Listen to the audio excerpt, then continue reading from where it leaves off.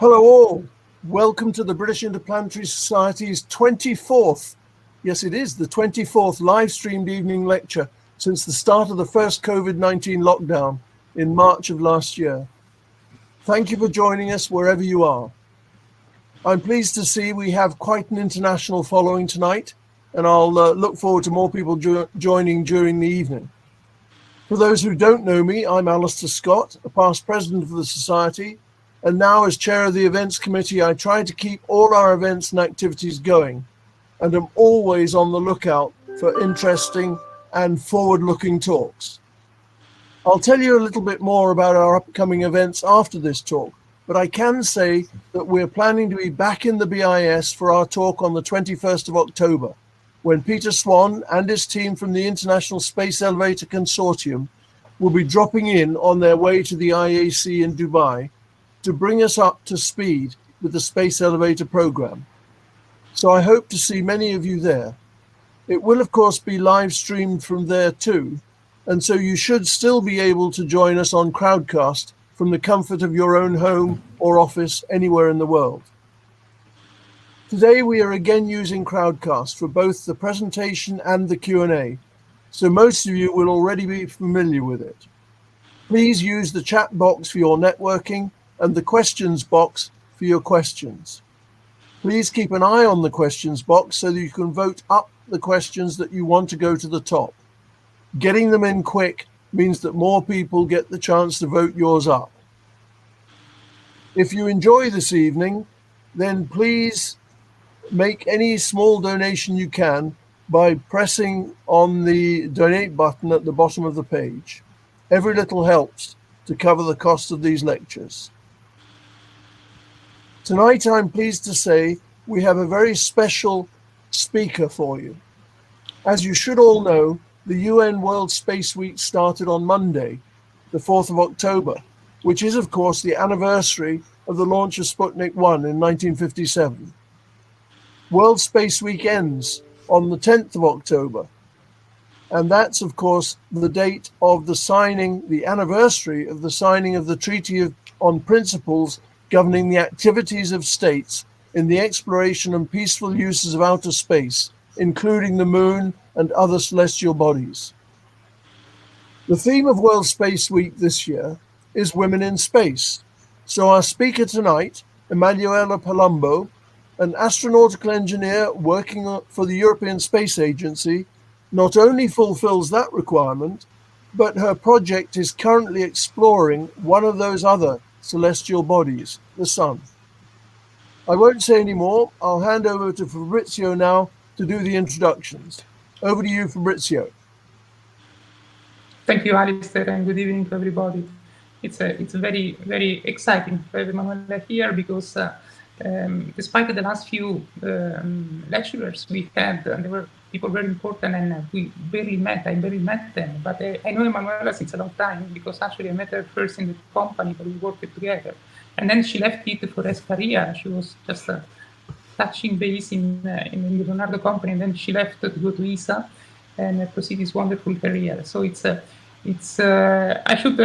I'm more relaxed because I should have read the usual biographical information, but Emanuela is a splendid career because she started at the University of Rome. She graduated in astronautical engineering. She did also a master. I don't remember which master he did, but he's still on astronautics, of course. And during the master, she was hired by NBDA for a very short stint because she preferred to do space. And one of the positive things that we have to say immediately is that Emanuela started doing this career because of enthusiasm. She's an enthusiast about space. She always liked that, and she always communicated that. You definitely knew that she really wanted to work in space, like many of us, of course. No, she started from passion, and that showed. And so when I met her first, it was in a meeting room. Actually, it was in the largest meeting room of the Galileo company, now Leonardo, in Florence.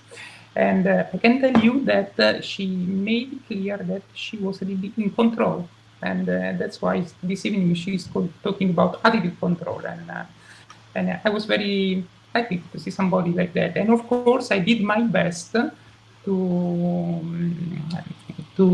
have a new member like her in our society. And also she became a fellow recently. And Emanuela, she will talk also a little bit about her career very quickly, probably. And I think she's a fantastic role for any engineer that wanted to work in our sector.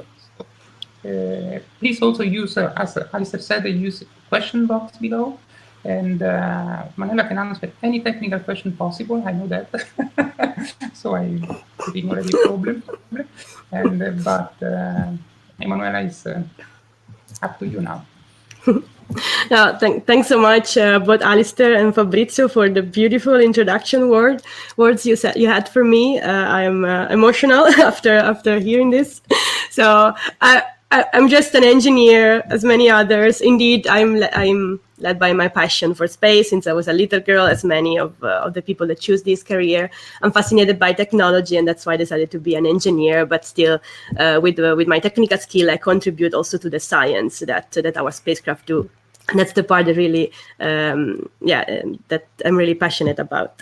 So I will, I think I can just start sharing my presentation now. I think my video will go off for this, but well, I hope you will enjoy. I'll try to keep it a bit technical, but not too much, and also talk to you about my personal experience. And thanks a lot for showing interest for this lecture and for being here tonight. So, thanks to you.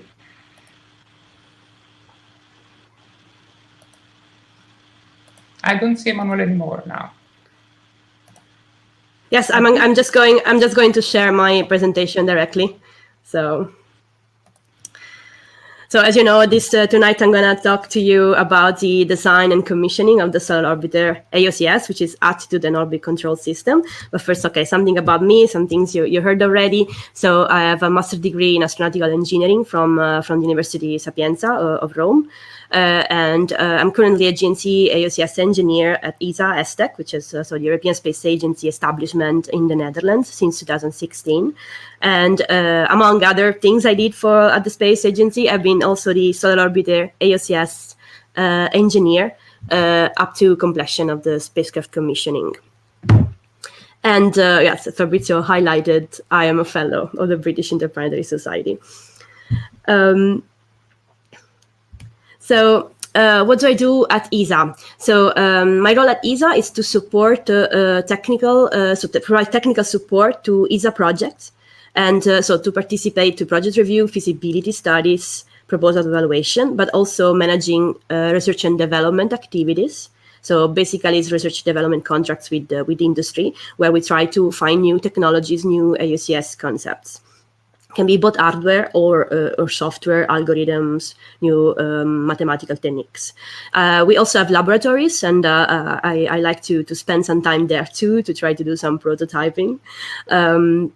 And I also support like functional verification. So while the spacecraft is being built and we need to test it, I'm there to provide support to the AT engineer, AV engineers for what concern my subsystem, the AOCS. We'll talk about you later, and also support during the operations.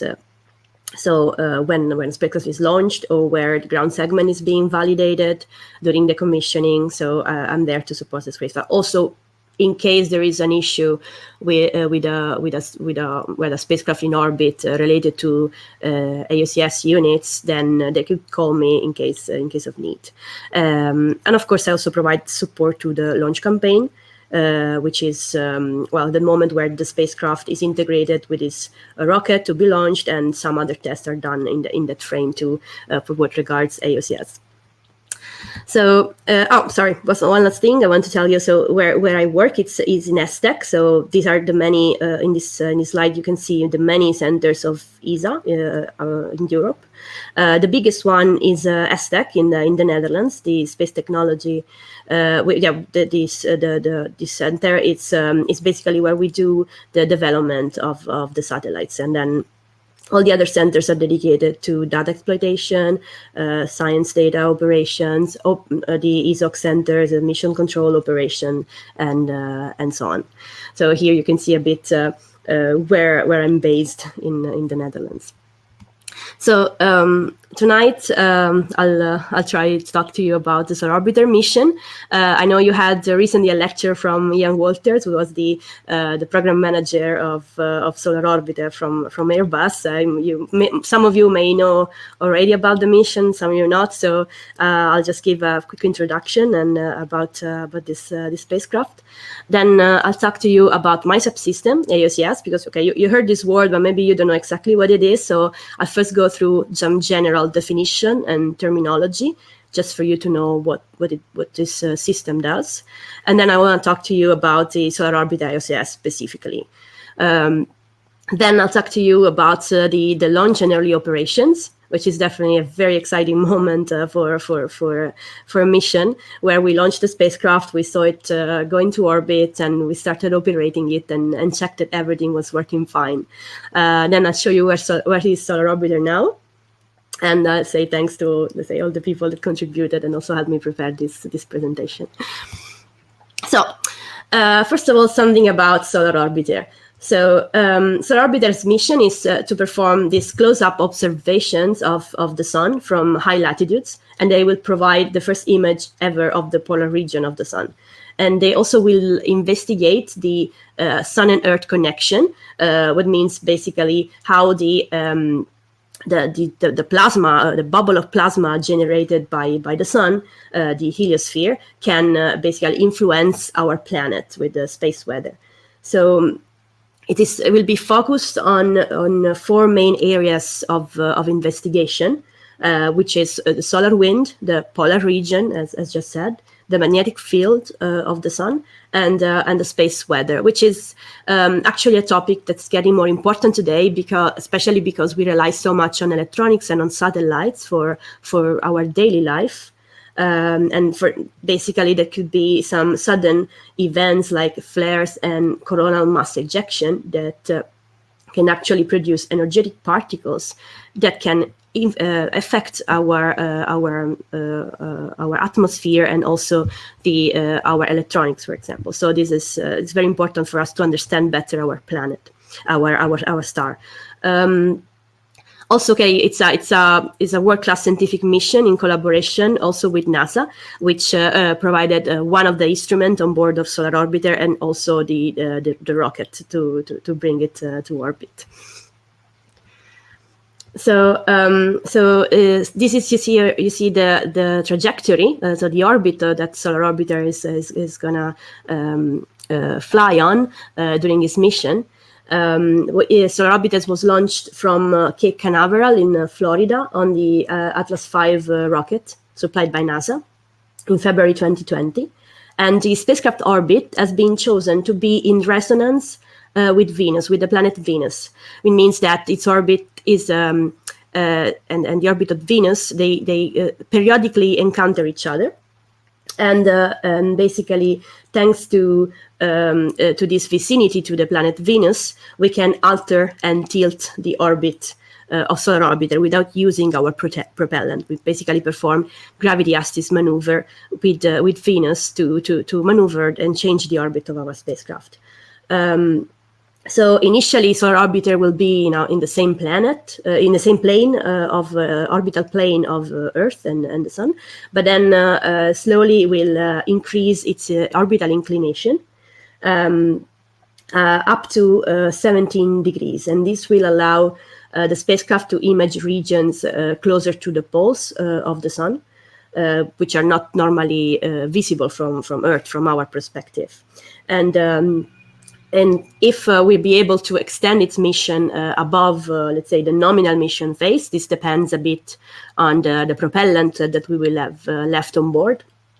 We will even be able to increase the inclination even further and bring it to 33 degrees and can see even better the polar regions. So the Solar Orbiter spacecraft has a extreme number of instruments on board. So most of the spacecraft have just 1 or 2 instruments. In this case, we have 11 instruments. And these are remote sensing payloads that performed high-resolution imaging of the sun atmosphere, of the corona, and as well of the solar disk. These are mainly located, they have, let's say, their openings on our sun shield, where they can take images directly of the sun. And then we have some in situ instruments instead that are mainly located on this long boom that you see on the left. And this will basically measure the solar wind, the solar magnetic field in the vicinity of the spacecraft. You see on the right all the principal investigators, so all the scientists responsible for the development and operation of these amazing instruments. So some facts about Solar Orbiter. So the launch mass is 1,800 kilograms, so it's a big boy. And the total length of its solar arrays are 18 meters, which is quite impressive. And I guess some of you may wonder why a spacecraft that goes so close to the sun needs so big solar arrays.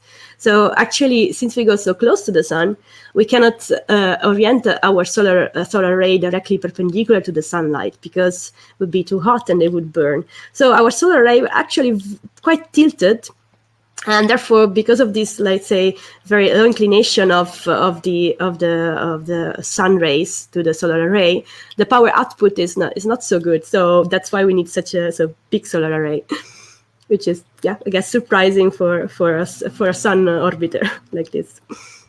We have also other appendages that are very big. So we see this, so the eye boom, the instrument boom, which is this boom that has all the instruments, and also these three like slimmer booms these are part of one instrument called RPW. These are 6.5 meters each, and all these appendages creates disturbances of the spacecraft, which were a challenge for the AOCS design as well. But I'll talk about it later. So one thing I want to highlight is how many people work on such a mission. And how, so it's actually a big team of people all over Europe and US in this case. Everything is overseen by the ESA project team here in ESTEC, which I was part of. But the work and the actual design of the spacecraft is carried out by industry. In this case, Airbus Defence and Space in UK was the prime contractor for the Solar Orbiter satellite. And then you can see on the right, I think unfortunately you cannot read well all the names, but this is just to give you an idea of all the different industry and science institute that participated to the spacecraft. And so really scattered all around Europe. This is a European effort for this mission. And Solar Orbiter was selected as this M-class mission, so it's a medium-class mission of the ESA Cosmic Vision program. So now I'm going to talk about what the AOCS is. So you heard about it so far, but maybe some of you don't know exactly what it is. So what is this AOCS subsystem? So it's a system of a spacecraft that provides the hardware and the software to perform attitude determination and control. So understand how the spacecraft is oriented in space. And also change the orientation as needed for its mission. So, for example, to point our instruments to our target. So, for Solar Orbiter case, point it towards the sun to take images. But for an Earth observation mission, could be to point a radar in a certain direction to check, for example, the status of, for example, vegetation or ice, the depth of the ice on the Arctic Circle. So say independently of the mission, we need to ensure that everything is pointed in the right direction. Another task of this subsystem is to realize orbit control maneuvers, as the orbit has to be maintained or changed, as in the case of Solar Orbiter that has a very complex orbit. We need to also ensure a safe state of the spacecraft at any time. This means in case there is an anomaly, we need to ensure that the spacecraft stays in a safe state. This means that the rates of the spacecraft don't grow too much, that we are still able to get the sun on our solar arrays to keep having power generation, and that we can communicate, so have our antennas pointed to Earth so that we can keep communicating even in case of an anomaly. Here I show a typical closed-loop control system to go a bit in depth in what this subsystem is.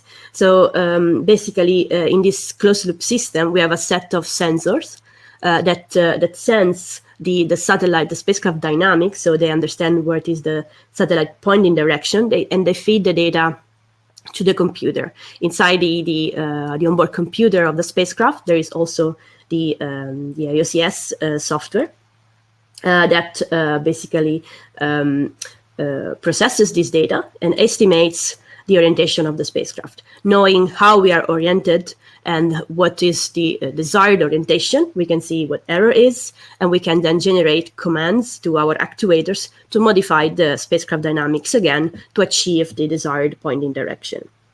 So the spacecraft dynamics, the spacecraft dynamics continuously perturbed in various ways. So the attitude of the spacecraft doesn't stay fixed, but actually changes due to these external disturbances, which are, for example, the Earth's gravitational influence or the solar radiation pressure, which is especially important on a spacecraft like Solar Orbiter with such big appendages and solar arrays. And but also the spacecraft dynamics is disturbed by its own content, which could be the sloshing of propellant in the tank, or the oscillation of these large appendages, large solar arrays. So the AOCS needs to be able to sense all this motion and correct them to ensure that the spacecraft stays in a stable and condition. Here you can see some of the typical AOCS hardware, and so on the left, so let's say going on from the bottom left, we see this an IMU, which is that sense inertial measurement unit that senses angular rotation and acceleration, star tracker that checks, understands the relative orientation of the spacecraft with respect to the stars, a sun sensor that measures the sun direction. This is especially useful to understand where to point our solar array. And then on the right, you can see thrusters, which are used to do orbit maneuvers, but also control the attitude.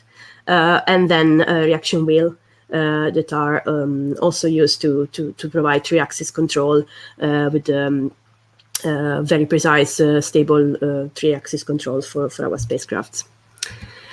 Let's talk about now specifically about the Solar Orbiter AOCS. So when we design an AOCS subsystem, we need to know what are the key drivers for that specific spacecraft. So what are our requirements? In Solar Orbiter case, definitely the biggest challenge was the autonomy, because this interplanetary mission includes 21 months of cruise, multiple gravity assist, and a potential conjunction up to 76 days. It means that the spacecraft could be from the other side of the sun up to 76 days and should be able to survive on its own without any contact with Earth for so long. So that's why Solar Orbiter is a mission with a big level of autonomy with respect to, Earth observation mission. We can have almost continuous contact with Earth. The other challenge of Solar Orbiter was sun protection, because we go so close to the sun. Of course, the temperature is very, very high. We have a sun shield, a heat shield that protects the rest of the spacecraft from the sun, and we need to ensure that we always stay behind that heat shield. So that's part of the AOCS, is to ensure that this is the case, and even in case of anomaly, we don't expose the spacecraft, the spacecraft sides to the sun, that would otherwise burn and not work anymore. Then very important, of course, is the science performance. We have instruments that require very high stability. And therefore, we need to have a very stable pointing.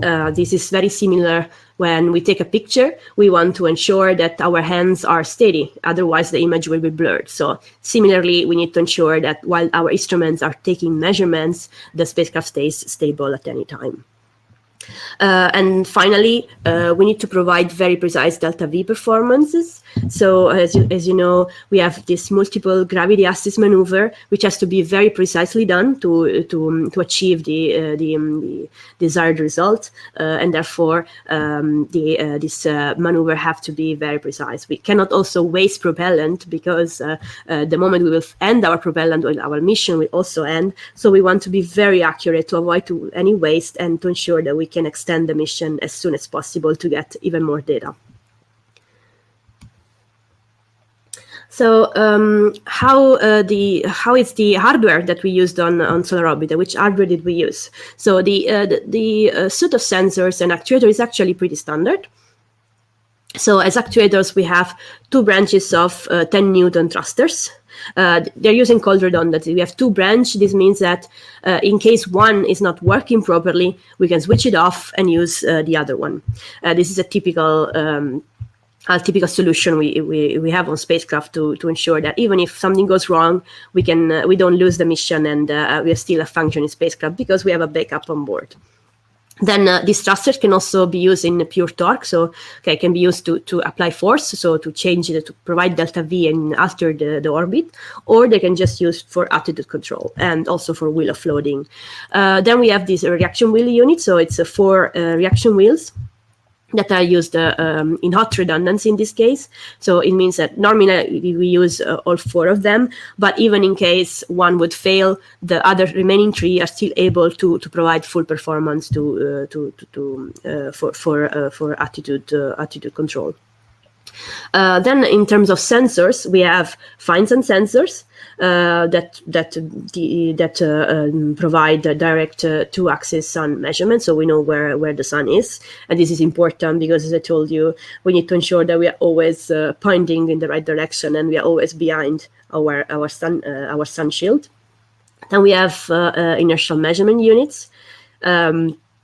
That sense that again in redundancy that sense the angular accelerations, angular rates, and accelerations, and then star trackers that provides the inertial orientation of the spacecraft. Also here you see how it is an international cooperation, because we have reaction wheels from Germany, sun sensors from the Netherlands, inertial measurement unit from France, the thrusters are from UK again, and the star trackers are from Italy. So it's really an European spacecraft. Here I have a little figure of the orientation of just for your information, how these sensors and actuators are oriented. So you can see the sun the sun sensor are directly on the sun shield. So one of them always look at the sun, and the other one looks at the sun in certain conditions. And the star tracker looks towards deep space, because when we take images of the sun, we don't want to have the sun of the stars. We don't want to have the sun in the field of view. Then I'll talk to you about the functional architecture. These are modes of the AOCS. What is a mode? It's a state of the AOCS, so a state of the software that has a dedicated set of equipment and algorithms to fulfill a specific objective and specific operational requirements. So this is how the software of the AOCS is organized and designed. We have a standby mode, it's a non-active mode. It's just a mode where all AOCS units are powered up and they are checked for health. So we receive telemetry from the units, and we can check that all our units are healthy. This is the mode that is entered at the very beginning at the launcher separation. Then there is the sun acquisition and survival mode. This is this supports the initial sun acquisition at launcher separation. As I said, we have batteries on board, but they cannot survive for very long. So we need to ensure that our solar rays are always pointed to the sun. So that's the first task. When we are separated from the launcher, we need to deploy our solar arrays and orient them towards the sun. So this is the main task of the SASAN mode. And moreover, in this mode, we use the thrusters and we also use the IMU measurements and the sun sensor measurements where are available. We don't use yet the reaction wheels because normally they are locked during they cannot move during launch and they need to be at the very beginning in orbit. They cannot be used immediately for acquisition, so they need to be checked out before being used. Similarly for the Star Tracker, being a bit more complex unit, we prefer not to use it for safe mode and first check it once in orbit. I'll talk to you about it also when I talked about the Leop of Solar Orbiter. Then we have, for Solar Orbiter, we have a second safe mode, which is a wheel-based safe mode. So once the wheel are being running and they're available, instead of staying, if in case of something happens, instead of staying in a safe mode that uses propellant, we prefer to go as soon as possible to a reaction wheel-based mode. This is to save propellant. This is also an intermediate mode between the SASAN mode and the normal control mode, which is the main mode for Solar Orbiter, that the one that supports basically the science operation. So it's where the high accuracy pointing is achieved. This is achieved thanks to a gyrostellar estimator, which is a typical estimation technique that fuse the measurements of the gyro and the star tracker to have very, very precise estimation of the attitude of the spacecraft and therefore to control it even better. And then we have this orbit control mode, which is a dedicated mode for delta V maneuvers, where we use both reaction wheel and thruster because we need them to thrust and to provide delta V to the spacecraft. So I talked about the sun protection requirement before. So how this is definitely the most challenging part of the Solar Orbiter mission.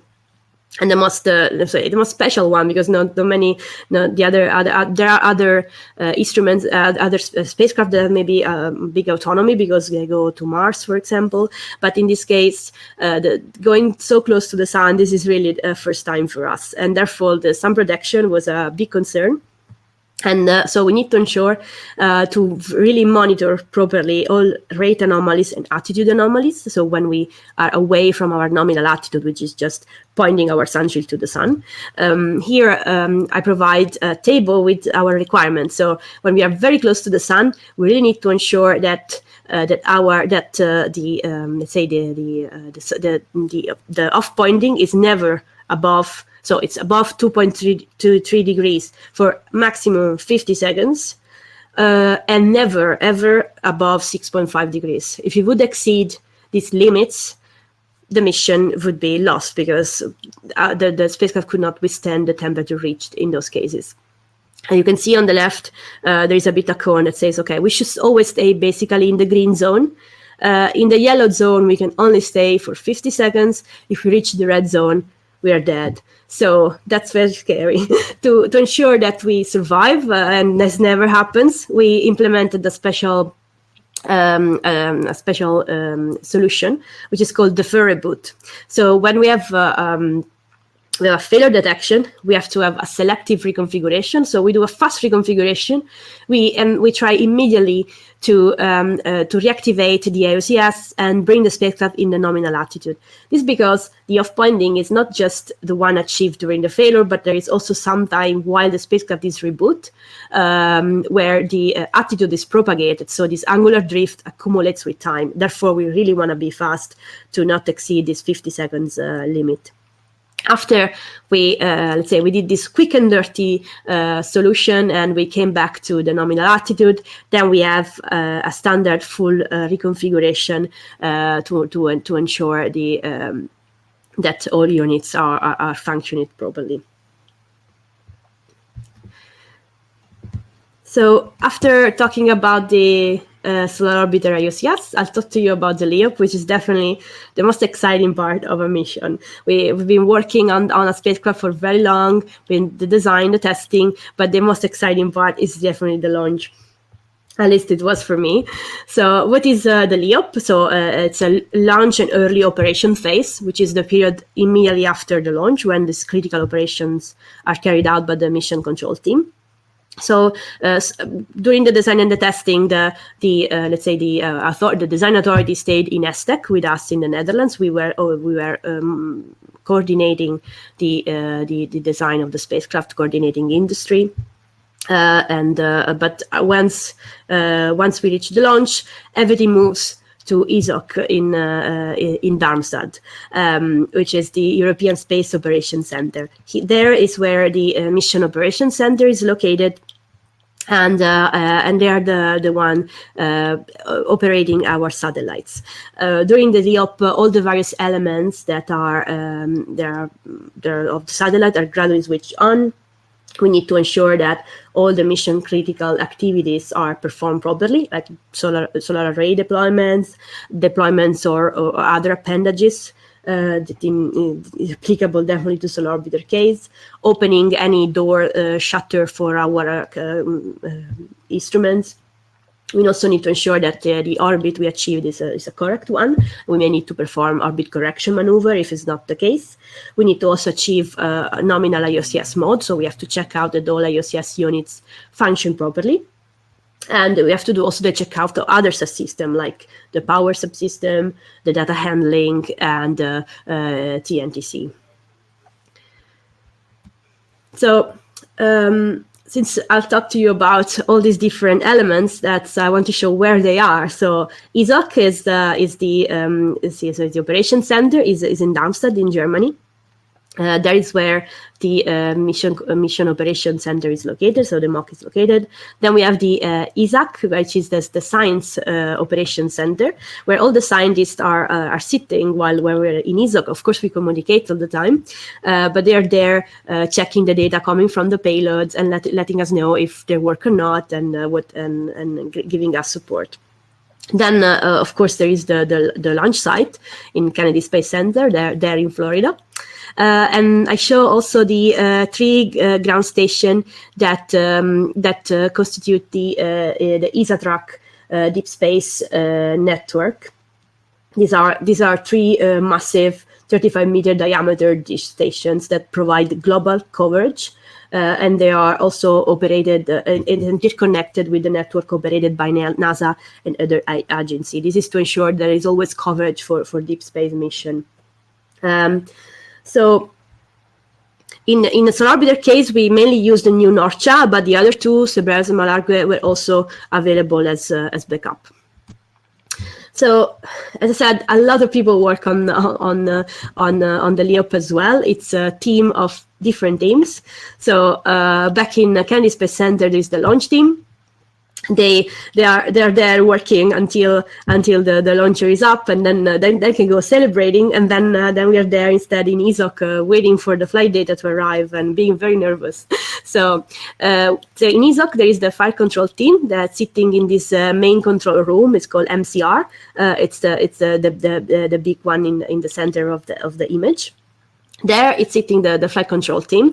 Here is sitting the operation director, which is who's the person has the overall responsibility for the conduction of the Leop, and he monitors the execution of all the activities that are instead driven by the SOM, the Satellite Operation Manager.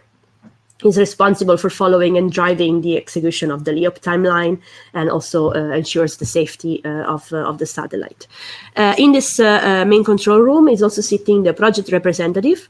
This is an ESTEC representative, so an ESTEC a representative from the project team. So one of my colleagues was sitting there, and it was interfacing with the project support team and coordinating this, also interfacing with the launch site. So the project support room is where the rest of the project support team is sitting. There, I was also sitting myself during the Leop. So this is where I was, and there are all the experts of the different subsystem, and we provide support to the Leop, and there are experts both from project and from industry.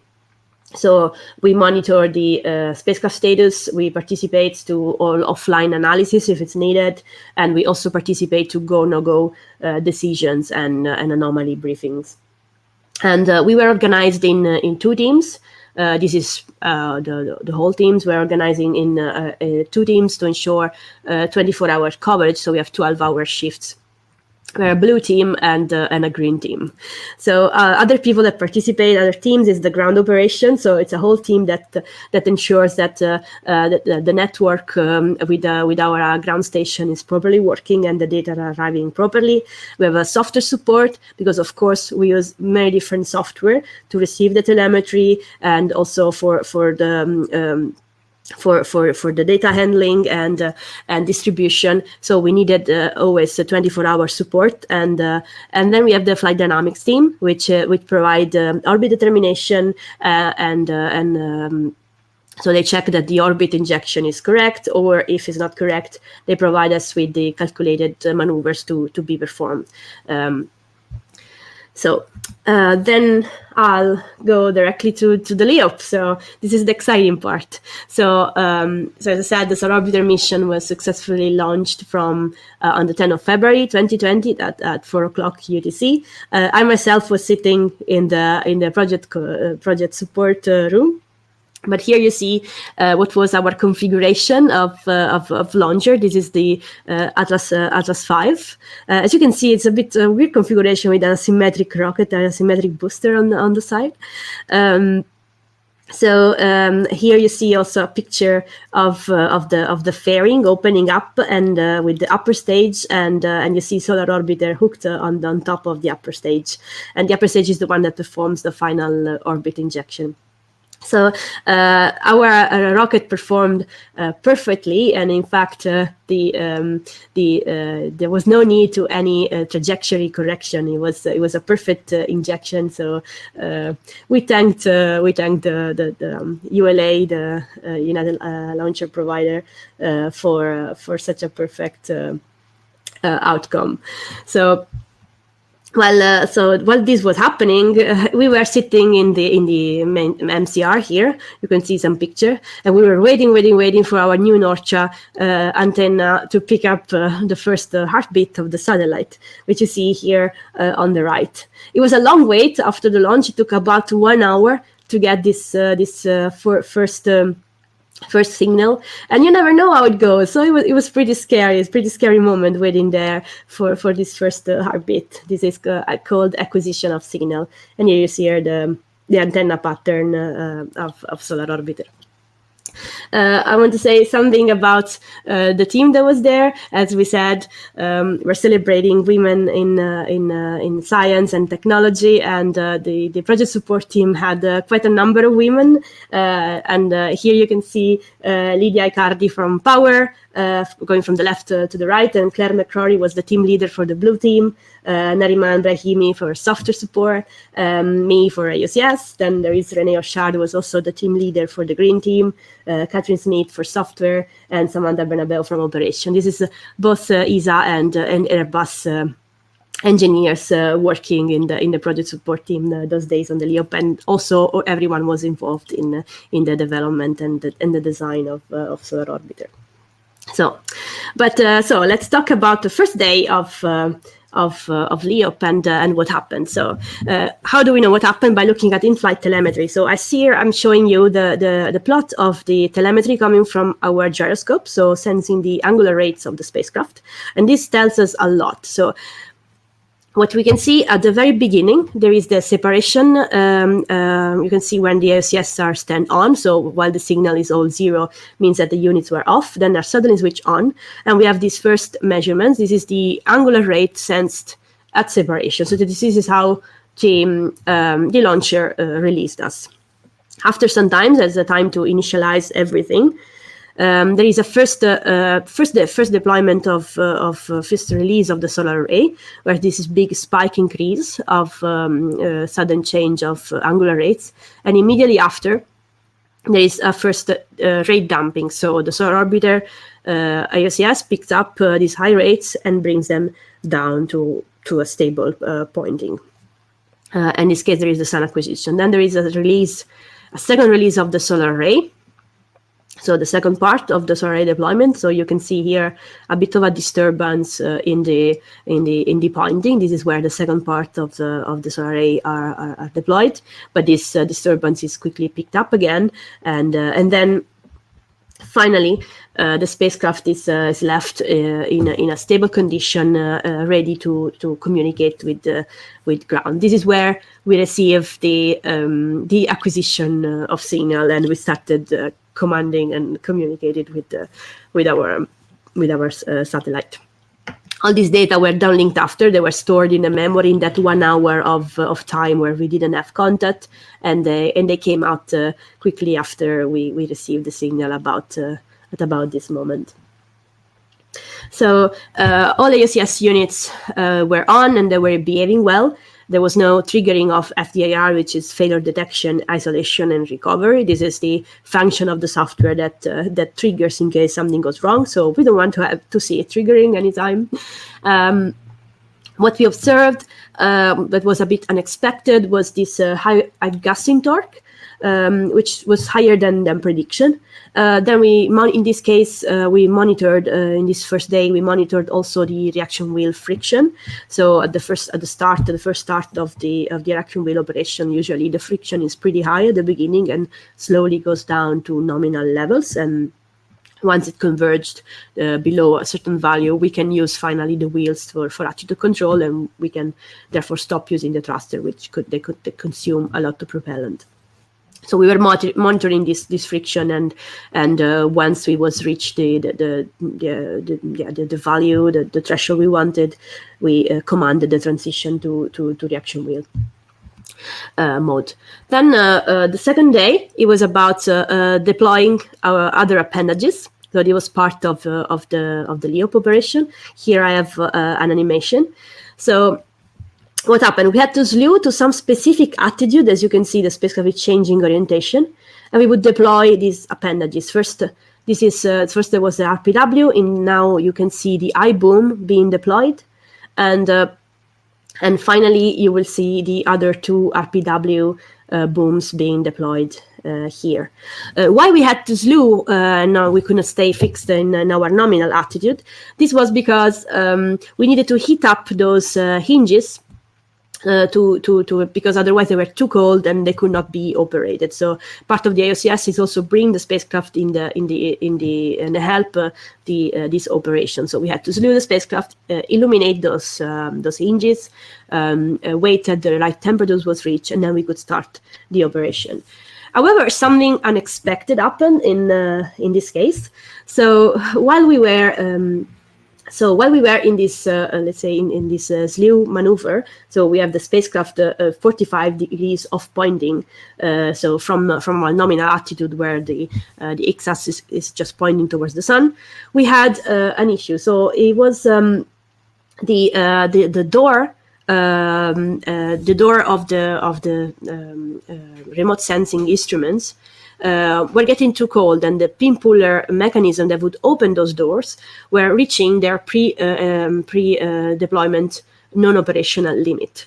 What would it mean? That they would never open, and we could never use our instrument. So normally these doors should be opening, so that our instruments can look at the sun, but they were getting too cold, and in that case they would not open again. So we decided to go. It was when we saw the temperature going down. Luckily it's not a sudden change. We had some like an hour or so to understand what was happening, and we saw the temperature going down, and we decided to actually trigger a safe mode. This was the most efficient way to transition safely and quickly to the sun pointing by using our thrusters. And this way, by bringing to the nominal attitude where this pin puller are facing the sun, they would reach again, the temperature would rise again, and there would not be issue. Normally, a safe mode is a scary moment for a spacecraft, but not for Solar Orbiter, thanks to its autonomy. We already checked it out, so this was the safest decision and to do. And in fact, after the safe mode, after some hours, the spacecraft was back, and we could resume the nominal Leop timeline. This is part of a Leop. There are unexpected things happening, and we need to react quickly. So the third day was about recovering from the safe mode because this was unexpected, unforeseen, and we had to rearrange a few things to continue with our nominal timeline. And then we were monitoring this outgassing torque that was slowly going down. So it started to a very high value and then went a bit to a lower final value, which was comparable to the sun radiation pressure. So disappeared in the noise of the other disturbance torque, mainly the solar radiation pressure. So a possible cause for this outgassing torque is thought to be the upper stage of the Atlas V launcher. It's called the Centaur upper stage, which has liquid hydrogen and liquid oxygen as propellant, and this could have been accumulating as water, like ice deposits on the spacecraft. And the moment that would be exposed to the sun, this would sublimate, creating this thrusting effect, so this outgassing effect.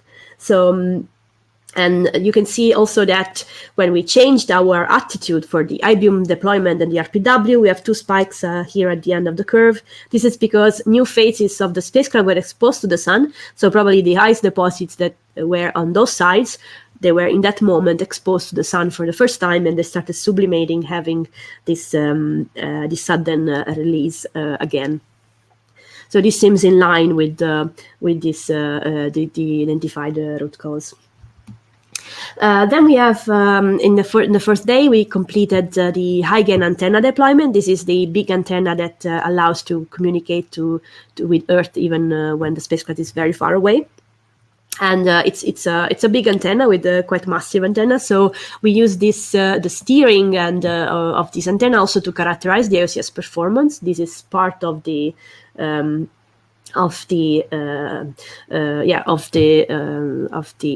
operations during Leop. So we have to check that our AOCS performs properly. And how do we do that? We check in different conditions all our sensor measurements, and we try to understand our control error, and we see if it's in line with our expectation. So as you can see in the graphs below, this is always the attitude errors. So during the steering of the antenna, since this is causing disturbances of the spacecraft, you see some spikes and some oscillation of this attitude error. And when the antenna stops, you see that the AOCS quickly picks it up and brings it back to nominal value. So this is called steady state performance, so how long it takes for our control algorithms to reach steady state performance. And we measured at tranquilization time of 2.5 minutes, which is significantly better than the 6 minutes required. So this means that the AOCS behaved flawlessly during the nominal Leop sequence, and also during the commissioning phase that followed. And we showed that an excellent robustness, and also our safe mode was tested and worked perfectly. Also the outgassing torque, even if it was higher than expected, did not cause any problems because we had enough margin on our torque authority despite this higher torque disturbance that was observed. So the AOCS behavior was in line with all the prediction during the appendages deployment, and all pointing requirements were met. So also all the AOCS units were in excellent health and delivered very, very good performance. So also the FDIR did not have any false alarms, and both at system and also at unit level and at subsystem level, and we showed all good margins. So this was some excitement for this safe mode event that was unforeseen, but apart from that was a very smooth Leop, and was a very, very exciting experience for me. So, but where is Solar Orbiter now? So now this comes from this website of ESA. So where is Solar Orbiter? It's an interactive tool that provides the position of Solar Orbiter at any time during its lifetime, and this is where it is today on the 7th of October. So now we are approaching the end of the cruise phase. So soon we will start the real science phase. And the end of the cruise phase will be in November 2021, where we will do a gravity assist maneuver with Earth. So you can see here that we are going towards the Earth. We're gonna reach it soon, and we're gonna meet it in November. So before doing this this gravity assist with the Earth, we already performed actually 2 gravity assist maneuver with Venus already. One was in August, I think, and then at the same time when we did this gravity assist maneuver with Venus, we took the occasion to get some data. I think I can show you here. Yes. So here you can see how Venus was seen by our instrument Solo High from during his approach during the August flyby. And then in March 2022, there will be the first close solar pass. And we'll start to get the amazing science data there at the closest point, one of the closest passages to the sun. So some last pictures. This one is the whole operation teams. So all the people sitting in the main control room, in the project support room, the software support, the flight dynamic teams, all sitting here. You see in the very center. So our OD is Andrea Comazzo, so our operation director. Then next to him there is Paolo Ferri. He's been coordinating all operations for science missions for many years, and he's also a fellow member of the British Interplanetary Society. And then here on the left we see our SOM, spacecraft operation manager Sylvain Ladiot, and here I'm sitting there in the crowd here. So I would like to thank the Solar Orbiter project manager, Cesar Garcia, Marie Rodriga, and Daniel Muller, the Solar Orbiter project scientist, who reviewed also my presentation, checked that I was saying all correctly, everything was correct. Then I would like also to thank my Solar Orbiter Airbus AOCS team, as you see here in the picture. So Guillaume and Lario, who did an amazing job designing this IOCS for this mission.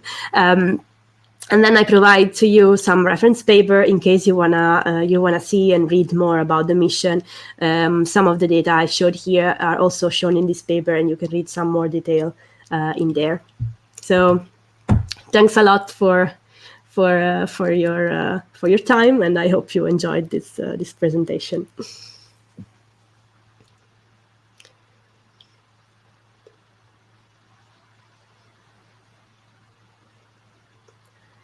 I think I can stop now.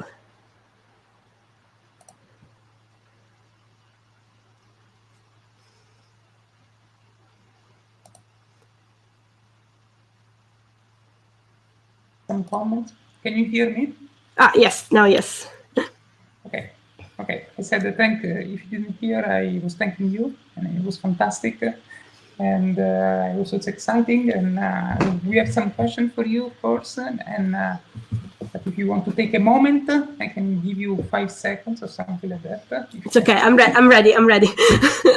Okay. And okay. So there are very interesting questions. So it's up to you. And we have now basically 1 hour left. Do what you can. And so first question is, was the mission designed to coincide with the solar cycle 25 minimum and observe the changes up to maximum and down again? Yeah. So basically, is the mission lasting the full solar cycle? Yes, definitely. That was one of the purpose. So yes, I'm sorry, I don't have the details exactly of the science part. Yeah, but this was yes, indeed one of the purpose, because we will also want to study how the solar the spots on the solar surface get formed, and how they migrate from the solar equator up to the poles, and this is part of what of the observation that we will do. It was also part of the AOCS requirements, actually. So we need to be able to track these solar spots while they move from on the surface of the sun, and definitely the solar cycle affects the number of spots that are created. So this was taken into account in the design. Yes. Good. Thank you. This is the question from Keith Barrett. And again from Keith, regarding the proximity to the sun, how big an issue is the solar wind, the light pressure in maintaining the pointing accuracy and altitude and orbit control? So, well, it was an issue in the sense that we had to predict it and take it into account in the sizing of our system. So the choice, mainly the choice of the reaction wheel, because, okay, the reaction wheel can store a certain amount of momentum, and this let's say, how big they are means also how often we need to perform offloading, and the external disturbances, they affect that sizing problem. So definitely we had a high solar pressure close to the sun, but we didn't have other disturbances that are normally around, for example, for low Earth orbit satellites that have atmospheric drag and Earth gravity influence. So let's say we had a high solar pressure, but we didn't have other disturbances. So it was a matter of sizing, but it wasn't really a big issue for us. So let's say. Okay, thank you. And now a question from Robert. What resources, people, time, etc., are required to monitor Solar Orbiter when it's not near the sun or the planet? Okay. So I think that so part of the team, it's okay, not that big team that you saw the picture. I don't know exactly how many people. I think it's in the order of 6-7 people that are you don't require night shift at the moment. Of course, it's only during a nominal time. We still require, there is still the spacecraft operation manager and the different operators that are each of them specialists. Normally, I think there are 4, so plus the SOM, so it's 5 plus other few people helping the team. Then there are a lot of scientists checking out the data. And these are, of course, for each instrument there are many scientists looking at that. But for the operation itself, yeah, it's a team, let's say below 10 people, something like this. I hope I'm right there. Yes, because as Paolo Ferri explained us, the typical flight control team in ESA is about 6 or 7 people, sometimes 8. So, but maybe adding to this, do you think that Solar Orbiter is more complicated to manage than other missions? Well, since we have this high degree of autonomy, at the end it's not that difficult because our spacecraft is designed to cope with that. Also because we don't have always contact with the spacecraft, so it has to be able to fly on its own. But so there is but there are, let's say, the guidance profiles that need to be uploaded continuously. So we need to check where it is and upload this. So there is still the flight dynamic teams that provides the data. They're not working full time only on Solar Orbiter, so it's part of their tasks. And still the health of the spacecraft has to be monitored. So I believe that the core team is working on that full time. And then there are all the scientists. So there is the project scientist in ESTEC that is still supporting Solar Orbiter. This is Daniel Mueller, is still coordinating with all the different principal investigators of the instrument. These are team usually in research institutes or university. And there are usually a lot of also doctoral students that follow and exploit and analyze the data.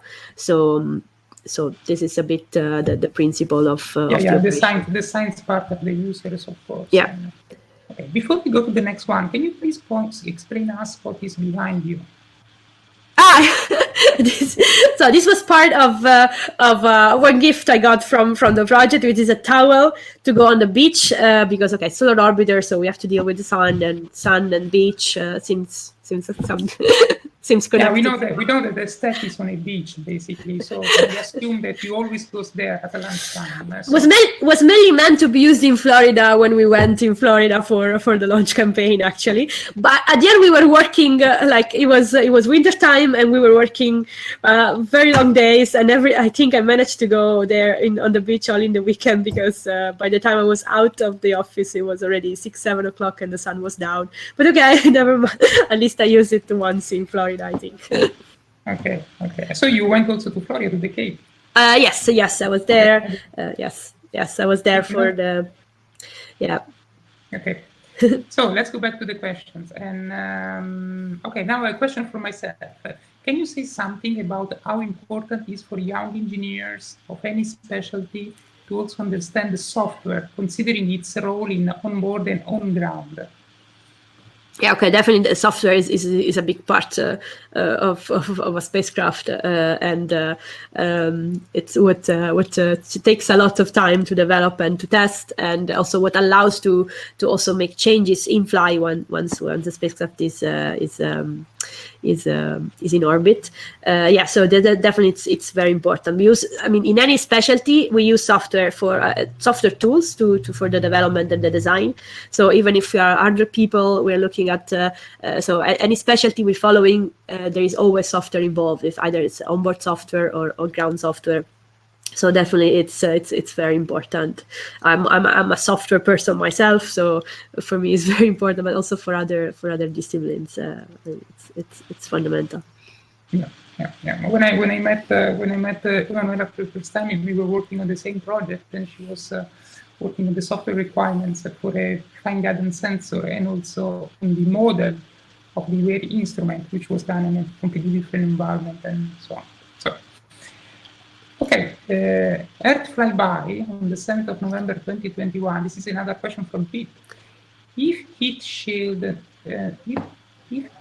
and spacecraft orientated, I don't understand this. If heat shield craft orientated, would you expect spacecraft albedo reflectivity allow orbiter to be seen by Earth-based astronomers in the northern or southern sky? So basically, he wants to know if there is any chance we can see it from the ground.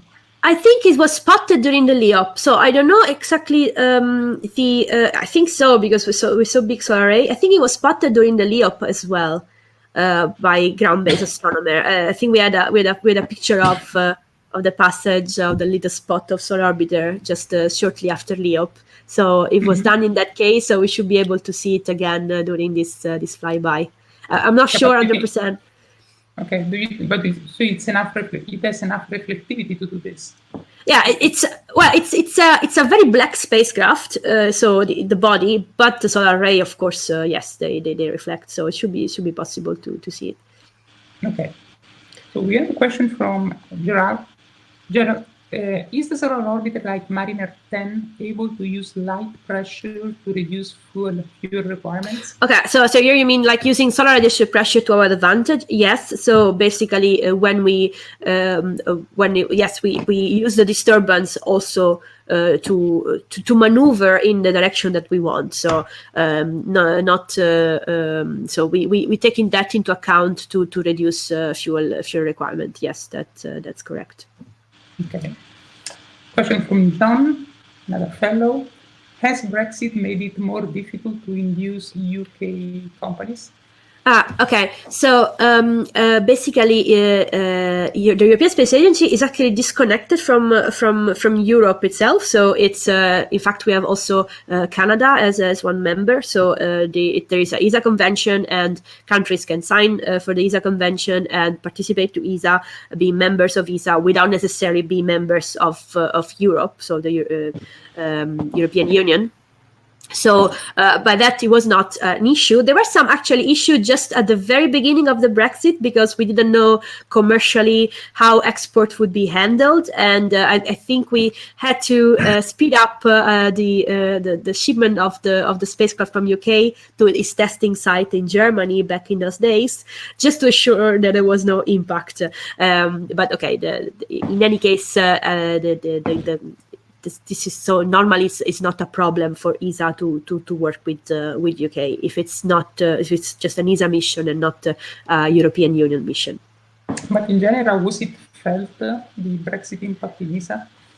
Well, what was felt, because there are few missions that are where the customer is the European Union, and then of course this changed a bit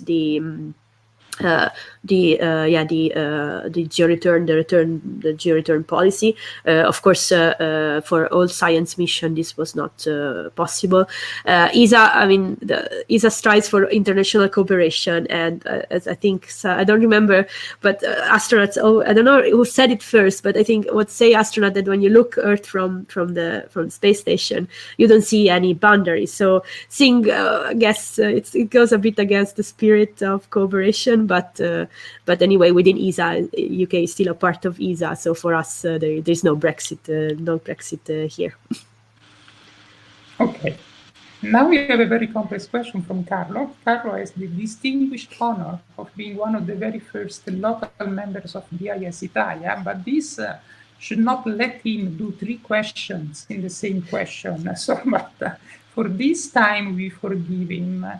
Okay, Carlo, thanks. So I will read you the three questions. Carlo now is being hired by ESOC, and probably he crossed your path sometime. And he worked in flight dynamics attitude. So he wants to know, what are, I read you the 3 questions separately, so you can answer one of them each. So what are the science requirements for the spacecraft depointing and spacecraft angular rates?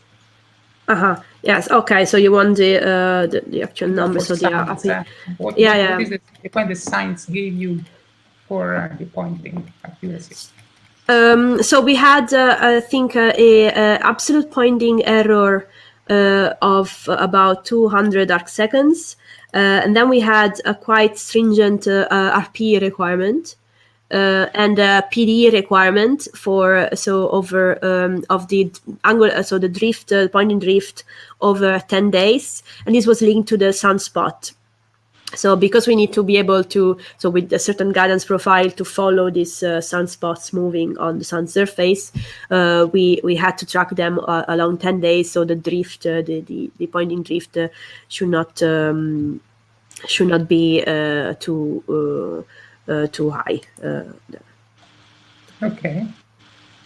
Okay, and did you expect the regular spikes on the friction of one of the reaction wheel, which causes regular depointing up to 1 millidegree?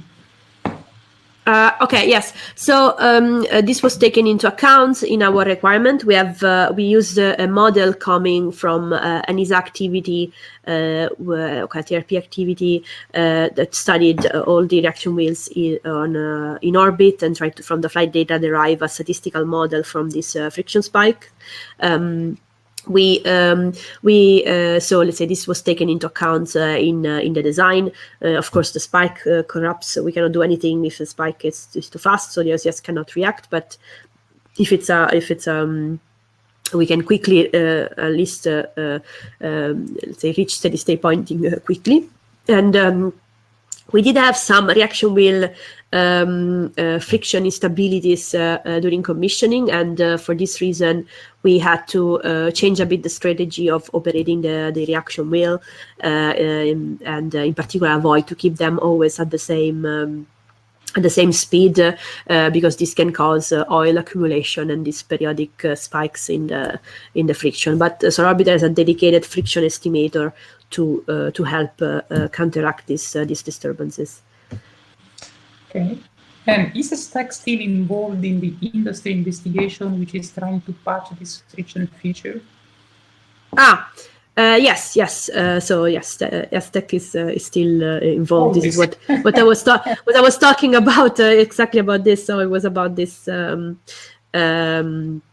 Yes, to see to change the way we command the wheels to avoid the accumulation of this oil. I mean, that's maybe the root cause. We don't know exactly yet, but yes, at the moment we decided to upload a sinusoidal profile for the reaction wheel speed, so that we avoid to stay always at a fixed speed.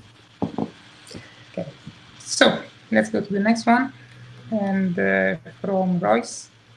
And was the engineering based on previous experience, and if so, which previous missions were most helpful? Okay. So definitely, Solar Orbiter is a little brother of Bepi Colombo, because Bepi Colombo is another mission that goes to Mercury, quite close to the sun, so high temperature. So we used some of the technology developed for Bepi Colombo on Solar Orbiter as well. So and of course, other technology used. It's heritage design also for the AOCS design. For example, the gyrostellar estimators comes from previous mission. Is quite an established methodology. Was used on many previous missions before. But definitely, Bepi Colombo is the one that helped for this new technology, bringing the thermal requirements to the extreme. Okay, so there is, I'm adding something to this question. Is there does ESA has lesson learned program or something like that you can learn from previous mistakes? For example, FDIR, which is one of the important things.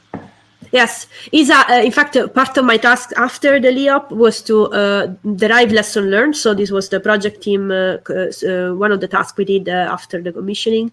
We were asked to provide lesson learned. Some of them, were restructured, some of them were selected, and then they are part of a database of lesson learned. And every time we have ESA internal reviews, we pick up those lessons learned and we check that they've been applied. And also myself, during the development of the spacecraft, I could use those lessons learned to ensure that no other mistakes are made. I think this is one of the main added value of the agency, that we have access to so many missions, and that industry they only see their own mission, so they don't know what happens on other missions. Well, we see everything. We have access of the expert that worked for many years on many missions. We have this database of lesson learned, and this we can use to help industry not to make again the same mistakes. So. Okay, the question for myself, I was curious if the deployment sequence that you showed in the video was already stored on board, or was it uplinked from ground? No, it was done on ground. From ground. Okay. And okay, so we have a question from Alex. Hi, Alex. And sorry, I scrolled too much. You mentioned nervous moments during the whole time from launch to normal operation. Which moment was or will be the most nervous?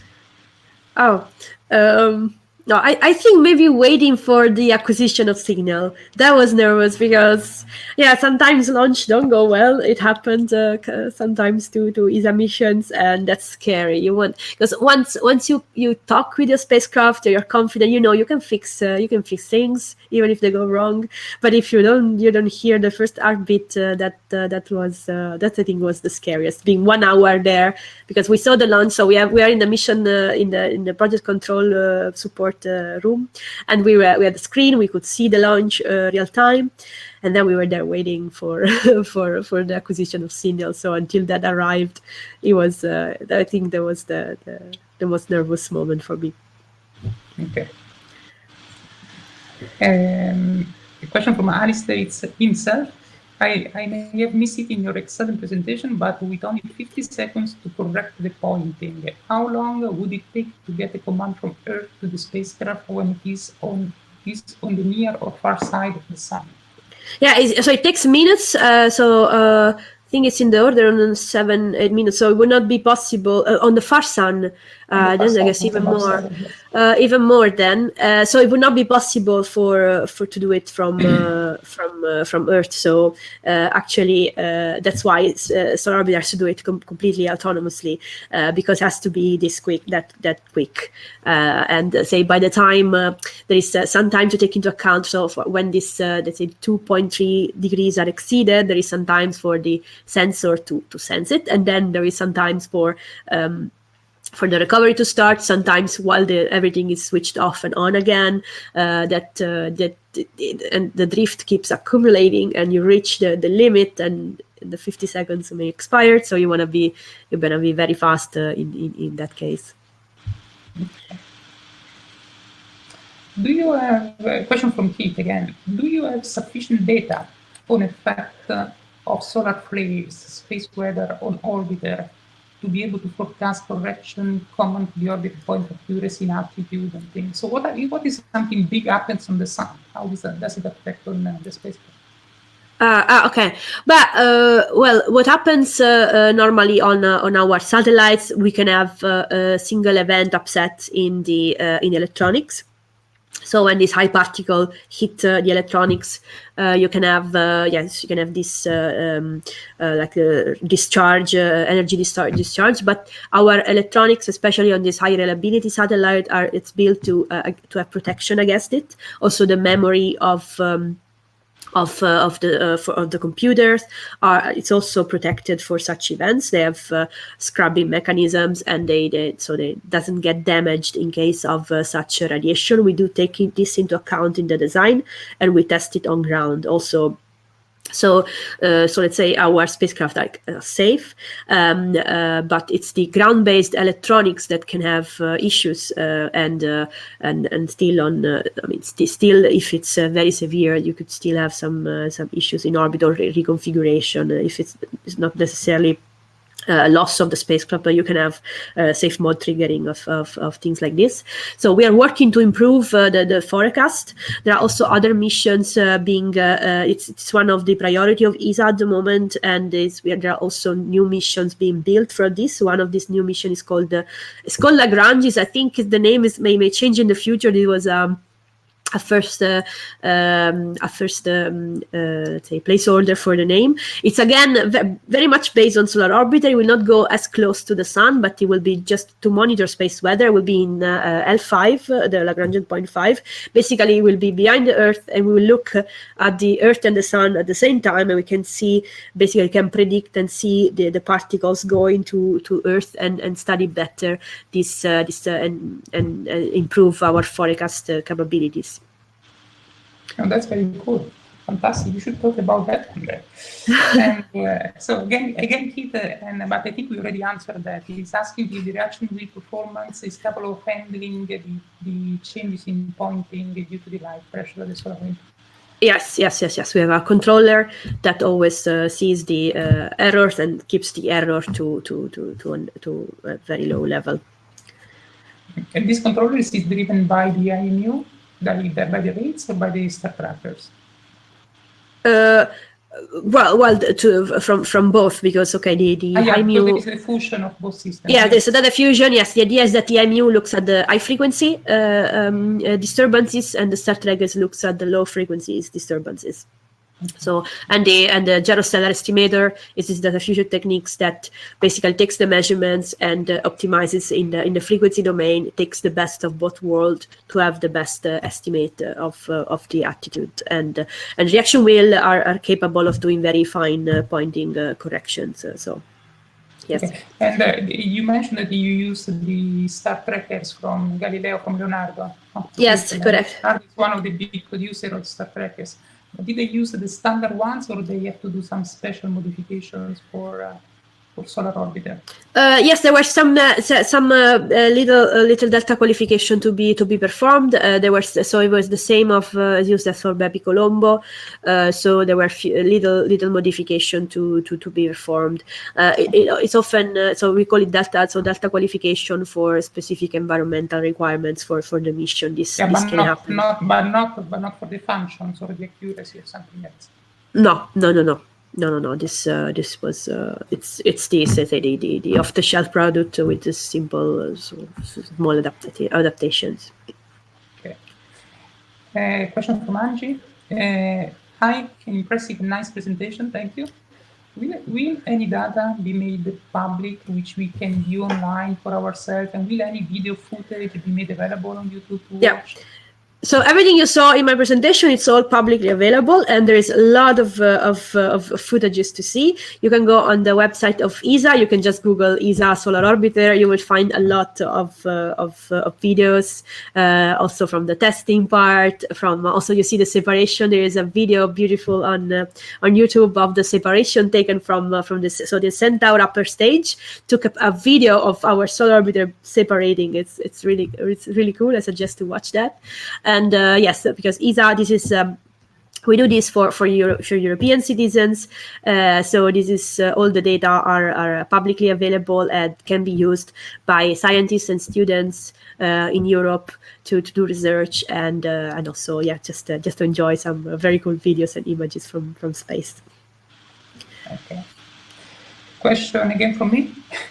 How long it took to validate the FDIR for the AOCS, considering the critical constraints that Solar Orbiter has? Yeah, so definitely that was one of the biggest challenges for the AOCS validation. So we did this. Okay, we use the usually functional chain validation approach. So we do it on different benches. So we start from software, just purely software. software testing, and then we move on hardware in the loop testing on avionics bench, which is this with the model of the spacecraft. It's basically the spacecraft on a table, open up on a table, and then also on the actual spacecraft. So we had an intensive FDIR campaign on so it took more than 2 years of software testing to ensure to cover everything. I know that you cannot compare with other spacecraft experiences, of course, but do you have the feeling that this FDIR was more complex than in other cases, considering the very stringent requirement of safety? No, definitely yes, because also for Earth observation missions, sometimes it's more simple because ground is involved, and some of FDIR monitoring you can actually do on ground. So in this case, everything had to be done on board, so it was definitely more complex FDIR than the average spacecraft. Okay. Question from Alex. Why were the pinholes reaching an unexpectedly low temperature? Okay. So, this is because, normally we always take margins when we design. We do our thermal analysis, so Orbiter was designed to withstand heat, and I don't know, maybe at the end it was colder than expected, the spacecraft itself, because it was so well designed to keep a low temperature. And this was because we had to change orientation. So if you see on the back, this is the heat shield. So normally, if this is the heat shield and my spacecraft is behind, the heat shield is looking at the sun, and the pin puller were here on this face. So then since we had to release, I think at that point was the eye boom. There was somewhere here, so we had to slew it up and heat up that part of the spacecraft to heat up the hinges of the eye boom and let it deploy, because if it was too cold it could not deploy. So when we did this, the pin puller, so the sun was not more perpendicular to the sun shield, but it was like this, so the temperature started going down.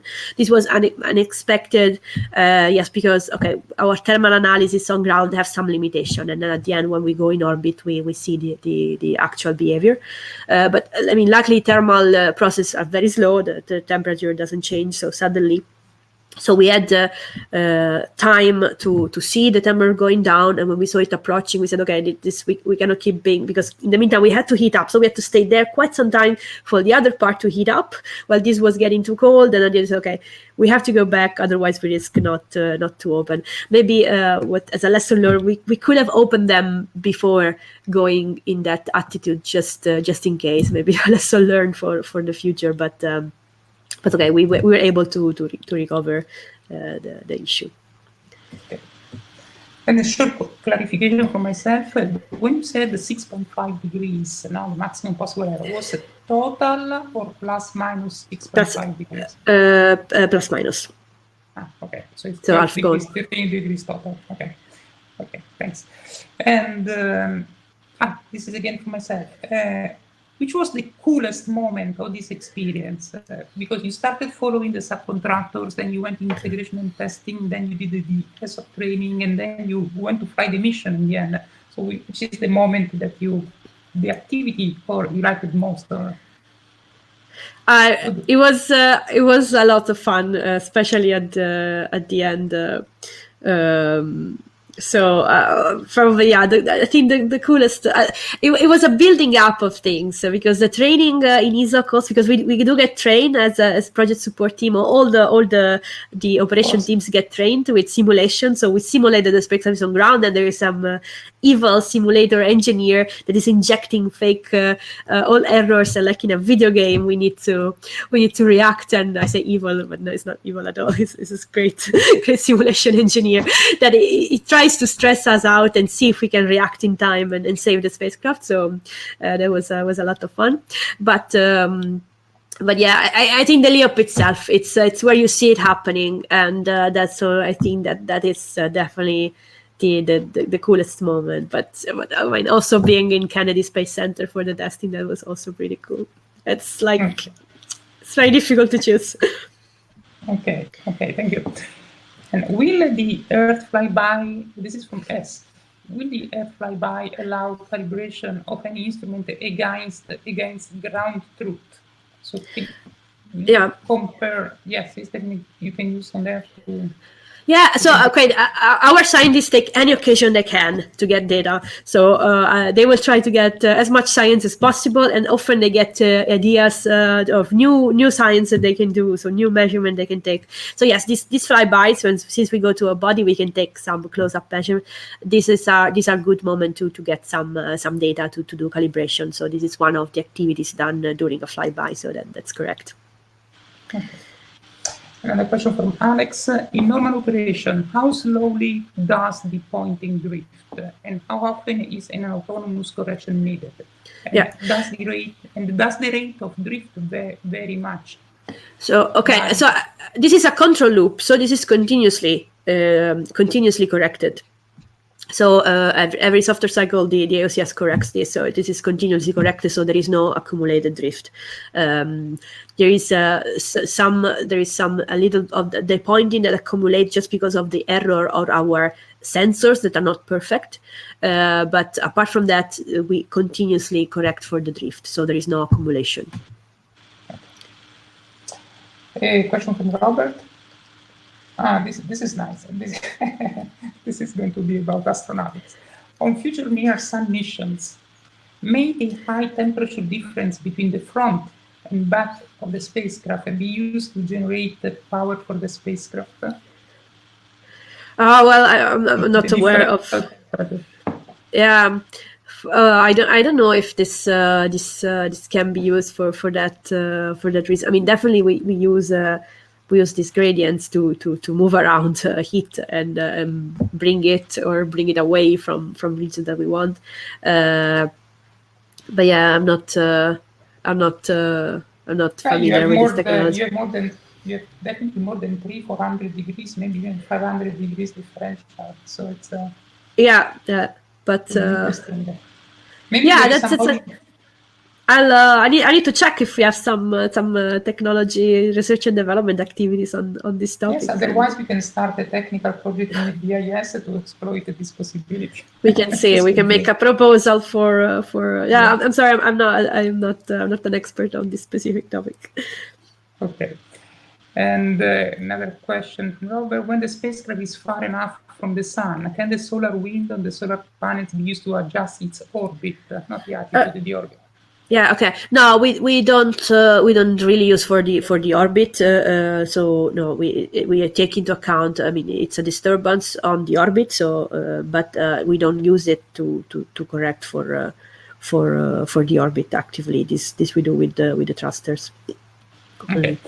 Question from Peter. This is more software side. Do you use a specific methodology for your software development and testing, such as Agile?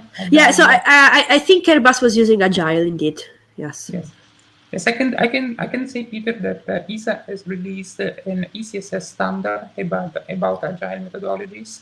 So it's you can download it if you are curious about that. So ESA now is also proposing in certain conditions, in certain environment, also some Agile methodologies.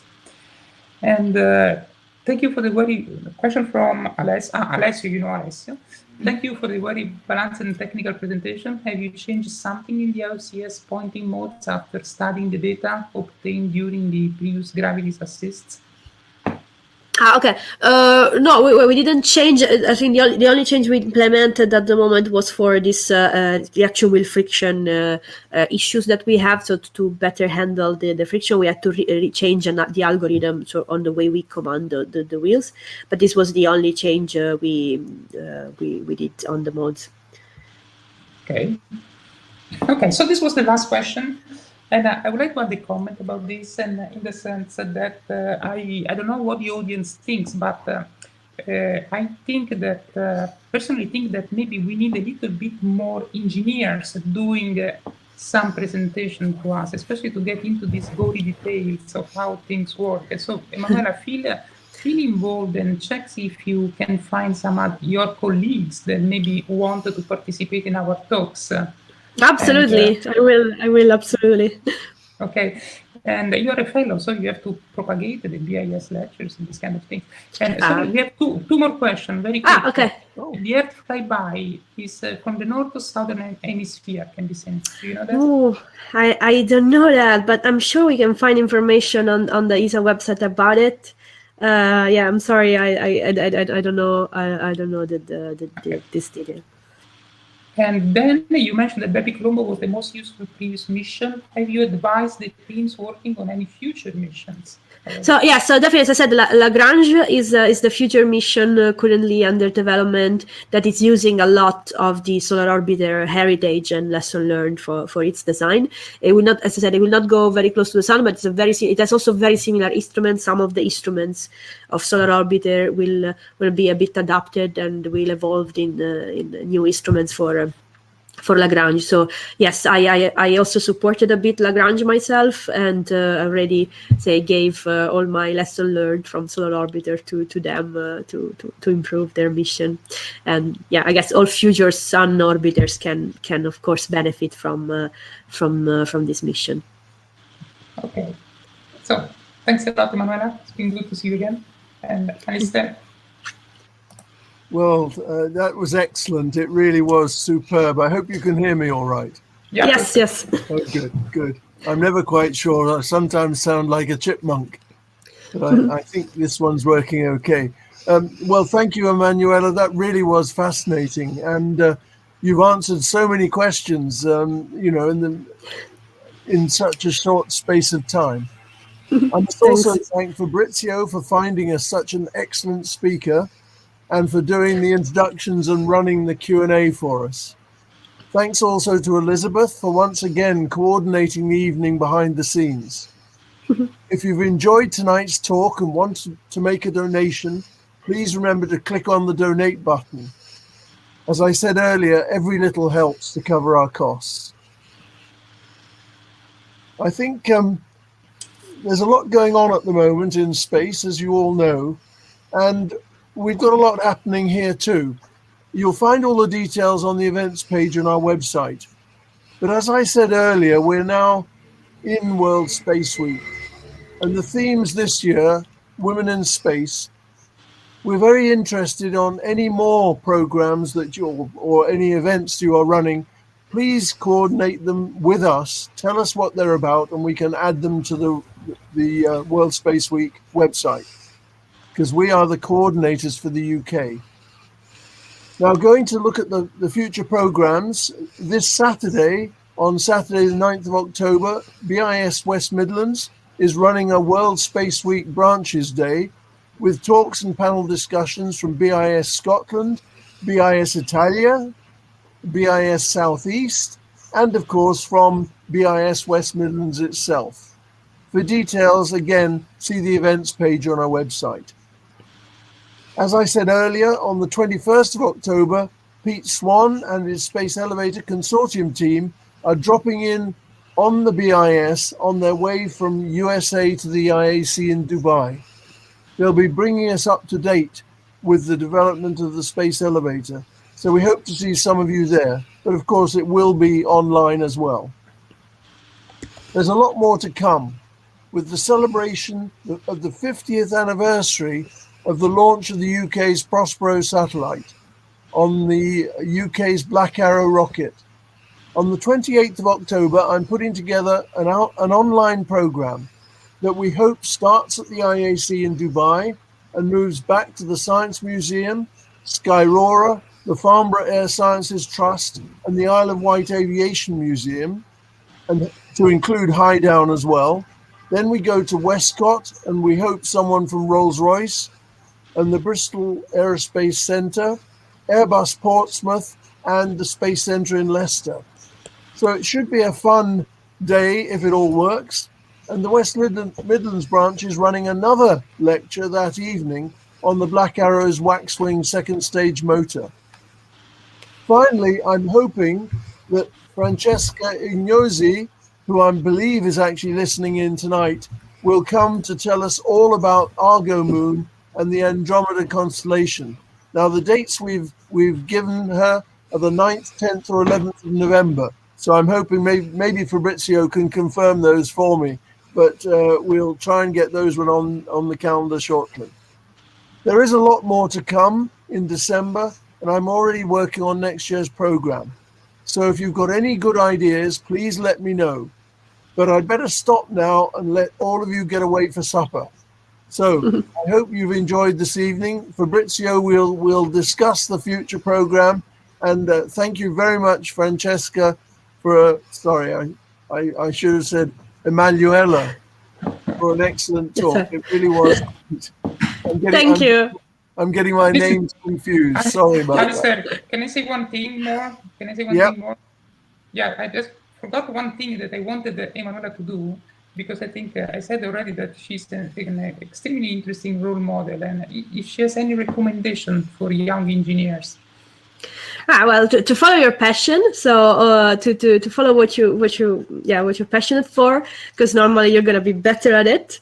To don't give up. To check your first job offers. We're gonna be very important after university to define your career, because it's really what will mainly impact your career, even more than what you studied at university. And be part of a network. So get informed. So for example, joining like British enterprise societies, being involved and understand what's happening in the world, which trends there are in science and the technology. So be involved and follow your passion. These are my advice. Thank you. Yes, I think be recognized, I think, is the thing. Outreach is the best way. You start to see your own company in a different light, and you can tell other people about it. So that's been fantastic, the way we did things at Stevenage. So thank you very much for a great evening, and I hope everyone else enjoyed it. And we'll look forward to the next one in November. Thank you very much. Bye-bye then. Goodbye. Bye all. Bye.